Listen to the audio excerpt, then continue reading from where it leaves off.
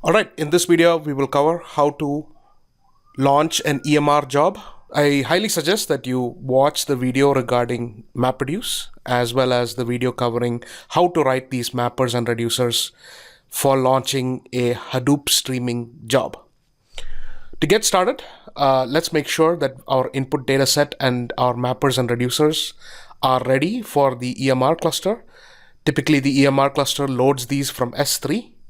So that's what we're going to do today. So let's go into S3 first. And I've already created a bucket for this. So if you have any doubts about S3, make sure you watch the S3 videos regarding how to create buckets and upload files and download files and all that. So I'm going to go into my bucket and I'm going to upload. Actually, before I upload, I'm going to create the folders required for the mappers, reducers, and the input data. So let's start with the input data. So I'm going to create a folder and call it input.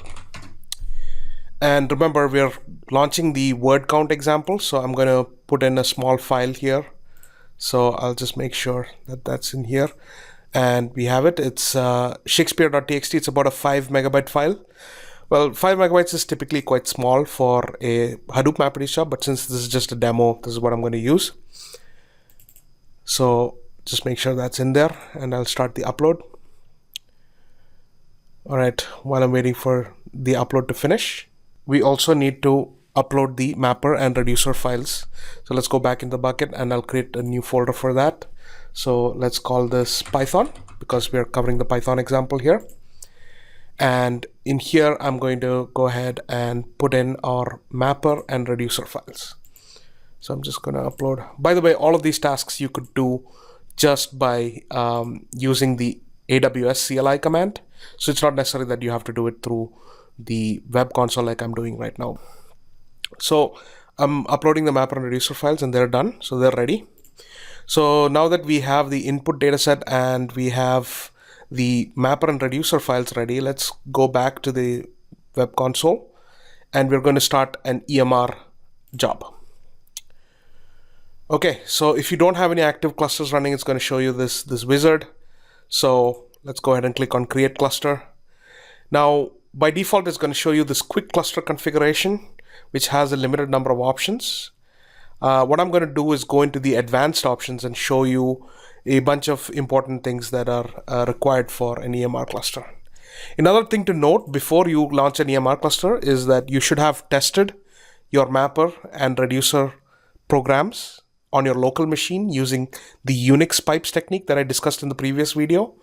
So make sure you do that, and then and only then should you launch an EMR cluster since it's kind of expensive. It's going to ask you for a cluster name. I'm just going to call this EMR demo. The next question it asks you is if you want termination protection or not.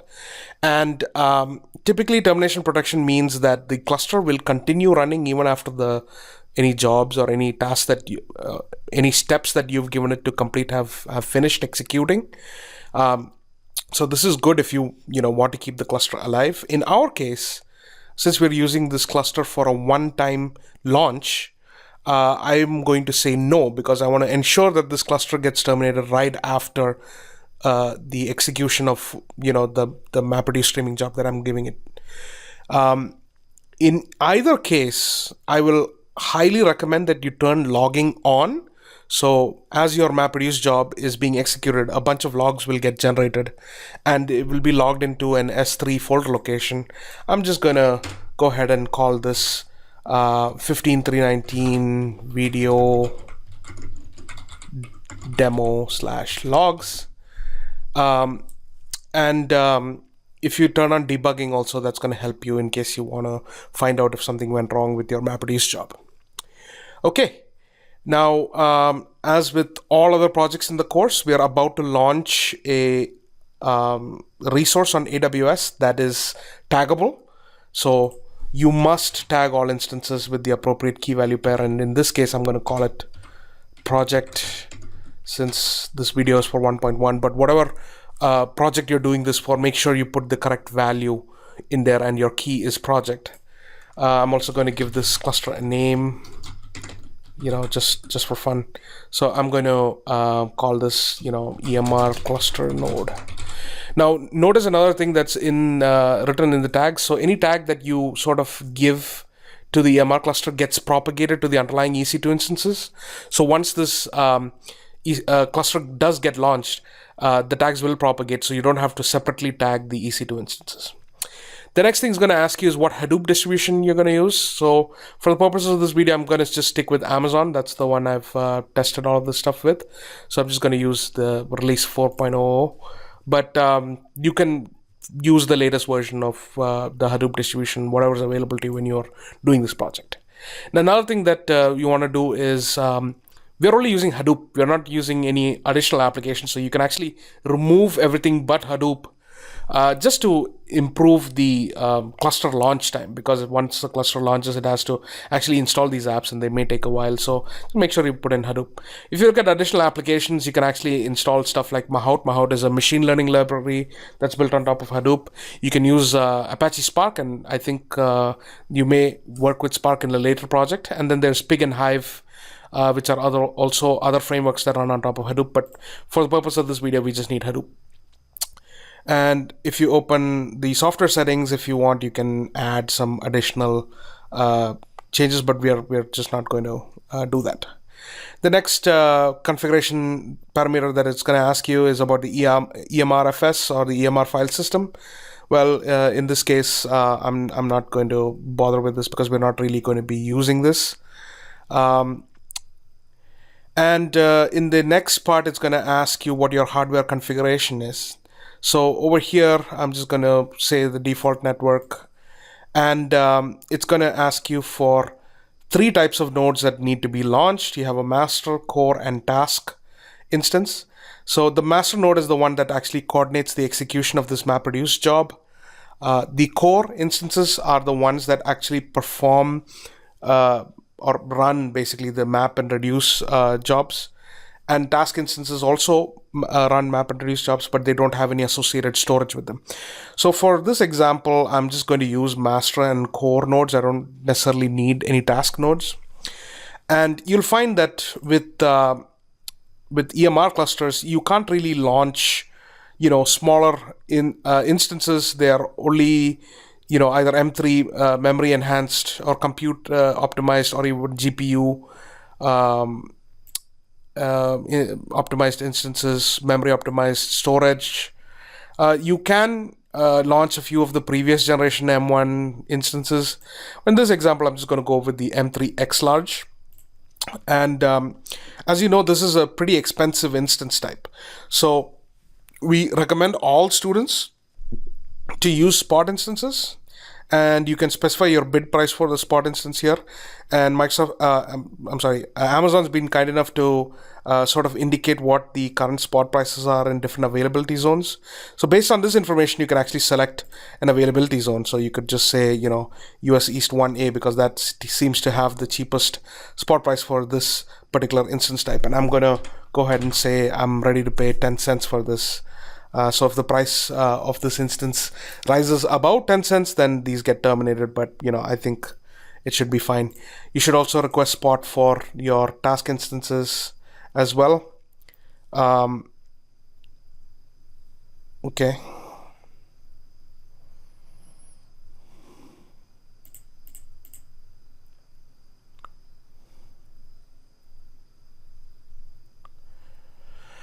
Now, since I'm just making this video, I'm going to go with on-demand instances just to make sure that this stuff launches quickly and I don't have to wait for it. But yes, to control your budget, we definitely recommend using spot instances. And the cluster that I'm launching is just going to be 1 master and 1 core, because my job is small enough. But once you start crunching larger data sets, you may want to have a much bigger cluster. One key point that I would like to make here is if you can sort of estimate the size of your data set, that should give you an indication of how big your cluster needs to be. You need to sort of make sure that your cluster has enough, at minimum, it needs enough disk space to be able to hold your data set as it's being loaded from S3, and as you filter and process it.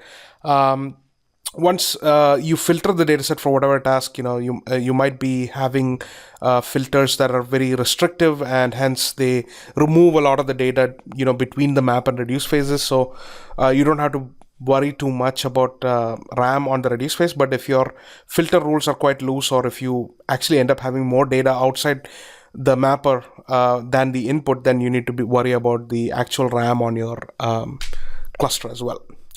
The next thing it's going to ask you is your EC2 key pair. I'm just going to say 15619 video. If you don't specify a key pair, you won't be able to log into the instance. But also remember that we've set these instances to without termination protection, and we plan to auto terminate the instance once the job is complete. So the key pair may not be as useful. What's more useful is the logging that will happen after the instance launches and runs your job for you.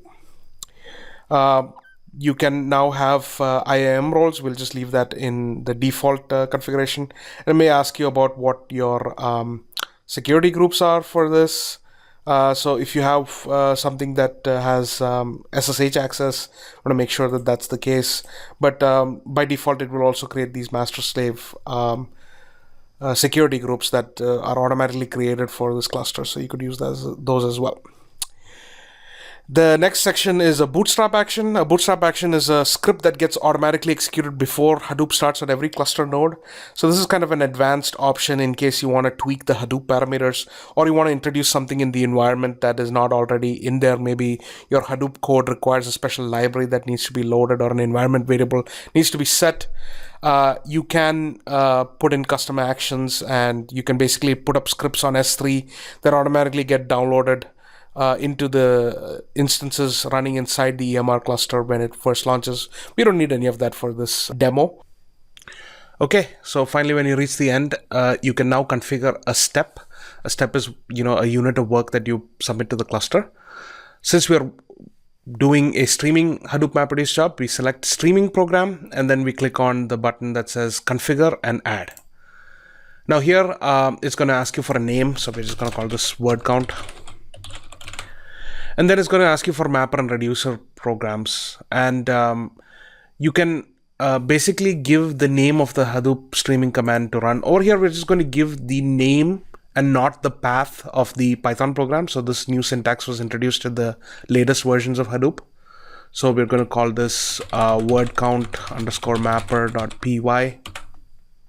And I'm going to give the same name for the reducer. So I'm going to call this word count _ reducer.py. And then it's going to ask you for the input and output S3 locations. So for the input, I'm just going to say this Shakespeare, or just the folder that contains input.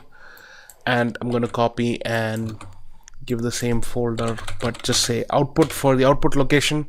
Now you want to make sure that this location for the output for S3 from your Hadoop streaming job, you want to make sure that this location is actually non-existent, right? So you should not create this folder. The system will throw an error if the location already exists, because it's not programmed to overwrite any existing data. So you want to make sure that this is a clean folder that doesn't exist. And now you have to supply the arguments for the step. So the argument that you're going to supply is of the following. You want to say -files, followed by the files required to execute this MapReduce streaming job. So you have to provide the S3 path to the mapper and the S3 path to the reducer, and make sure that the correct files are referenced in the mapper and reducer sections when you add the step. Once this looks okay, just click on save. And one of the other things that you need to note is this auto terminate option. So in the auto terminate option, basically what happens is once all the steps have completed or failed for whatever reason, the step execution completes, then the question is whether you want to terminate the instance or not. By default, it's no, but I'm going to recommend most students to use yes, just to make sure that their cluster gets terminated correctly at the end of the MapReduce job. Now, if you find yourself having to debug the MapReduce job, a number of times, then I would recommend maybe switch off auto terminate so that you can SSH to the instance.